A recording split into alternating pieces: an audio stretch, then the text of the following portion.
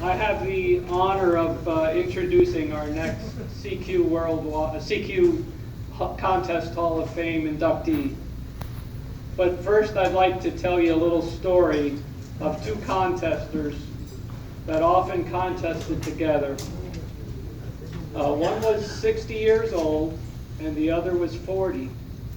And they were talking about their next contest when the contest angel appeared in front of both of them. And the contest angel said, "I will grant each of you one wish." And he looked at the older person and said, "What was your wish?" And he said his fingers didn't operate, he couldn't type on the keyboard quite as fast, and his wish was that his fingers would be as nimble as when he was 20. Poof! And his fingers straightened up and he was able to move them easily. He looked at the younger contester and said, "What was your wish?" And he hung his head down and he was a little embarrassed. And he said, "My wish was to contest with somebody 20 years younger than me." And poof, he was 80 years old.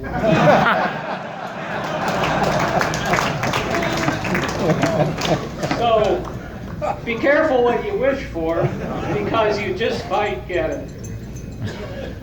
Over 11 years ago, I decided to take another look at contesting software. And at the suggestion from somebody in our radio club, I decided to give N1MM Logger a try. I quickly learned that this was great advice, and after the first few contests, I decided to cut the DOS cord and go all in. Pete N4ZR, who many of you know, was a wealth of information and really helped me get up the learning curve quickly. And there was others on the team that helped also. And it wasn't long before I was able to help others and answer emails and provide information. At this time, I had one of the newer ICOM radios, and the radio control was lacking a few features because it had different radio control than the previous ICOM radios. And I decided to ask Tom if he needed some help with program development. Tom responded favorably, and after drinking the goat's blood, he sent me the source code.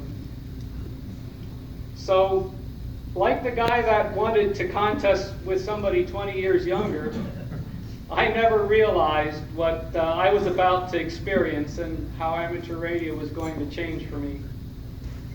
Quickly, I had a second full-time job, working on program code in the morning and at nights and weekends, and receiving plenty of emails.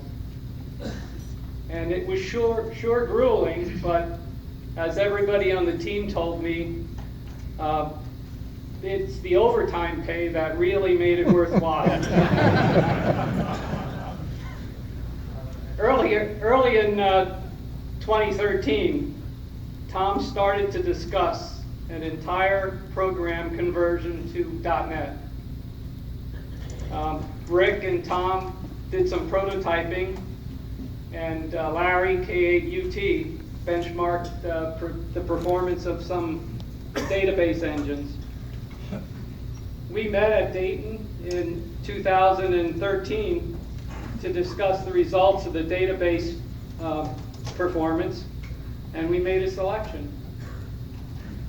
And Tom worked his magic again and collected the objectives of the project, laying out a plan, and assigned conversion responsibilities for everybody on the team. And we all know the result and how successful N1MM Logger has been. Working with Tom and being a member of the programming team that he has assembled has surely been a pleasure. Everyone brings to the table a unique strength, which are respected and appreciated by everybody on the team.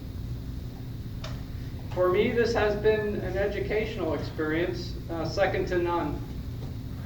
It has been rewarding, and it certainly has benefited my professional career. Tom's guidance, leadership, and support of the entire team has simply been outstanding. And it's really too bad that my normal full-time job isn't this enjoyable. Tom and I have spent quite a bit of time in the mornings on FaceTime chatting. And we discuss a wide range of subjects. Retirement planning, investments, who has the worst bedhead, who's the groggiest, who got the most sleep, and the latest user that hasn't looked at the documentation.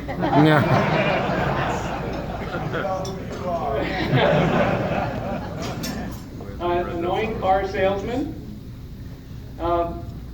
sampling theory, and antenna design. Tom's wife Stephanie listens to the Bander, and so does your cat Bob, and wonders if something's wrong when we skip a few days. From the discussions that we've had, I know they are both quite proud of their two sons, who I'm sure will be successful as their parents have been. Tom has been a positive influence on my life, riding shotgun for the last 10 years, providing much support and encouragement, and I am looking forward to many more years. So it is with great pleasure and respect that I'm able to introduce our next CQ Contest Hall of Fame inductee, Tom Wagner, N1MM.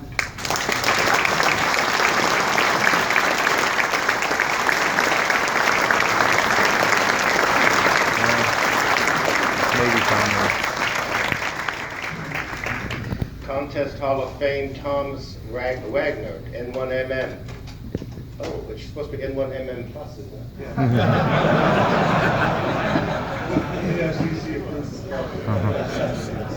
In recognition of his extraordinary and unselfish contribution to the sport of amateur radio contesting, elected May 2018, congratulations.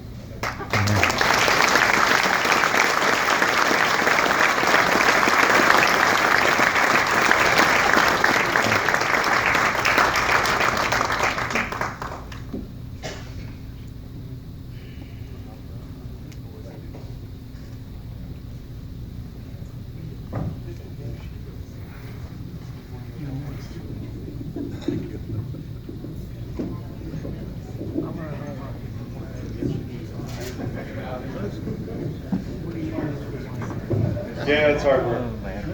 Okay. Well, that was a very nice speech, John. Thank you. My wife wonders when we're going to stop meeting like we do. It's often at like 4 and 5 in the morning, and it's really something. But I want to start out by thanking my kindergarten teacher. I was told to keep this short, and that's the other one. I'm sorry. This is the short version I got. I'm not here because I'm a great contester.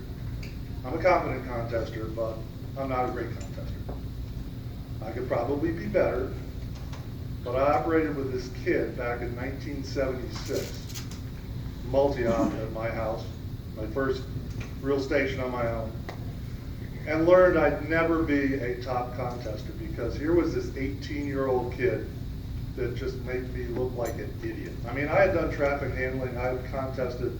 I was a beginner, but here was this 18-year-old kid that was just hitting me up one side and down the other. The kid was WA1 QNF. I wasn't as bad as I thought, since that kid was a young K1TO who subsequently won WRTC 3 times. But contesting with somebody of that talent level will certainly take a lot of wind out of your sails and lower your expectations for your contesting superlatives. I did some serious contesting from that first house from 76 to 79. Had an 80-foot tower, stacked 10-meter beams, some nice stuff. But then I moved, and we had children, and really didn't get back on the air until about 1990. By that time, CTNA, TR had been written. I tried them all, but they're all DOS programs, and Windows was coming about. So I switched to write log later in the 90s, but I couldn't convince the author to make the changes that I thought would improve it. So I decided I'd write my own. And I did, and soon AB5K, Terry Gerdes, who wrote AR Cluster, and PA1M, Thomas, jumped in and started helping. Eventually, AB5K decided to focus on AR Cluster, and then N2AMG jumped in to do the Digi stuff. People have asked why I didn't charge for N1MM Logger. My sons think I would be rich. There's a Jetstream with an N1MM tail number. He thinks I own that now. that picture's on the Facebook page. But the truth of the matter is it really wouldn't make that much money.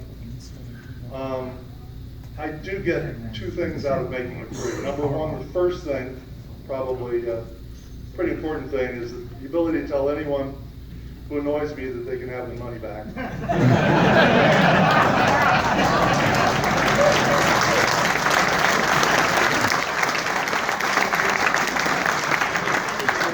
Don't think I have them. The second is help.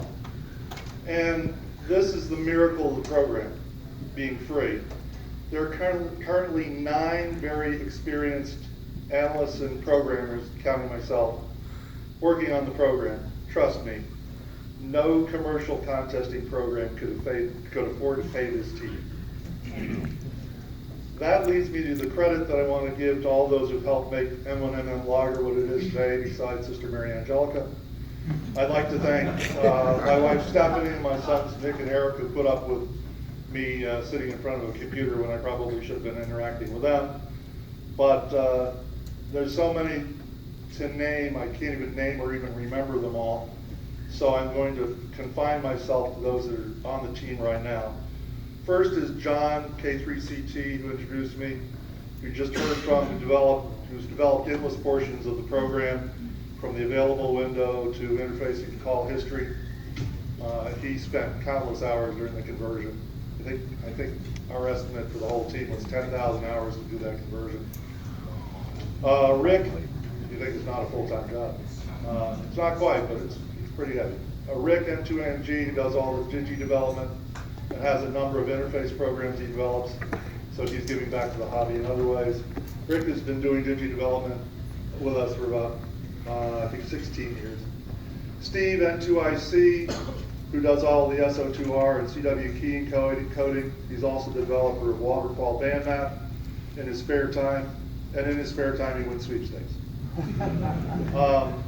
Larry KUT runs the website, does documentation, has just announced an Arduino-based WinKey Tiny FSK hardware called Morty. Rich, B3KI, can you stand up, Rich? There he is.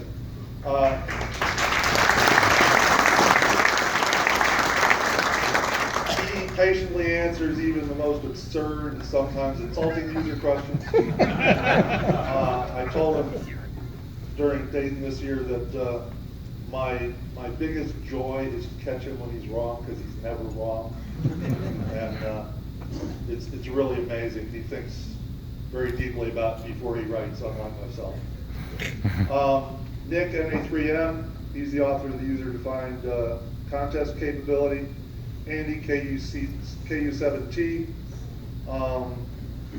author of the check partial window and its advanced features. He's a Microsoft developer. And finally, Pete, who's here. Where's Pete? Stand up, Pete. There he is.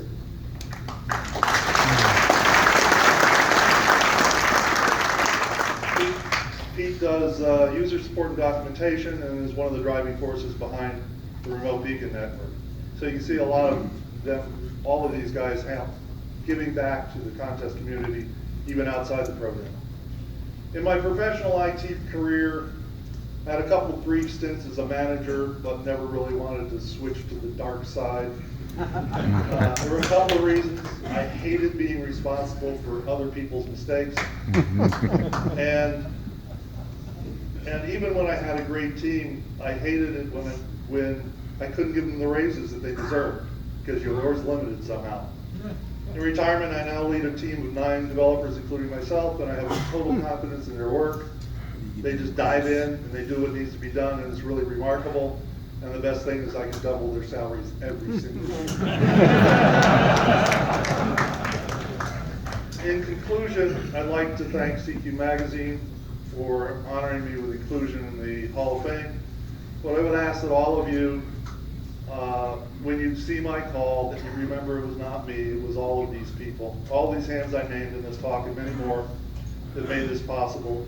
I certainly would not have had the ability to do it alone. Thank you.